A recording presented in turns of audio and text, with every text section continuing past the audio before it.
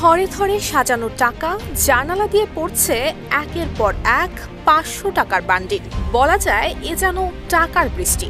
শুনতে অবিশ্বাস্য মনে হলেও এই ঘটনায় চোখ কপালে উঠেছে এলাকাবাসী। এমনকি হতবাক হয়েছেন তল্লাশি চালাতে আসা তদন্ত কর্মকর্তারাও। এমন দৃশ্যের ভিডিও এরই মধ্যে ছড়িয়ে পড়েছে সামাজিক যোগাযোগ মাধ্যমে। বাস্তবে এ কোনো টাকার বৃষ্টি নয়, মূলত এক সরকারি ইঞ্জিনিয়ারের বাড়িতে চলছিল তল্লাশি। বাড়ি থেকে থরে থরে সাজানো টাকার বান্ডিল উদ্ধার করা হয়। দেশ জুড়ে তোলপাড়। ওয়ালটন ফ্রিজ কিনে আপনিও হয়ে যেতে পারেন মিলেনিয়ার। তবে সেই টাকা জব্দ করার আগেই ওই ইঞ্জিনিয়ার তদন্তকারীদের চোখে ধুলো দিয়ে জানালা দিয়ে টাকা ছুঁড়ে ফেলতে থাকেন। পরবর্তীতে তদন্তকারীদের অভিযানে উদ্ধার হয় ওই টাকা।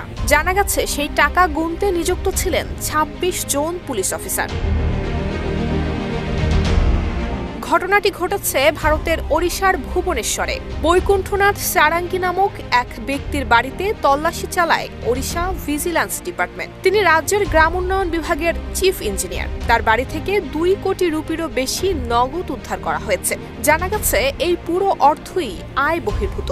একই সঙ্গে ওড়িশার ভুবনেশ্বর, অঙ্গুল এবং পিপলি সহ ৭ জায়গায় চলছিল তল্লাশি। এগুলো সবকটাই ওই সরকারি ইঞ্জিনিয়ারের। অঙ্গুলের বাড়ি থেকে ১.১ কোটি এবং ভুবনেশ্বরের ফ্ল্যাট থেকে ১ কোটি রুপি নগদ উদ্ধার করা হয়। নুসরাত জাহান মেহেক, ঢাকা পোস্ট।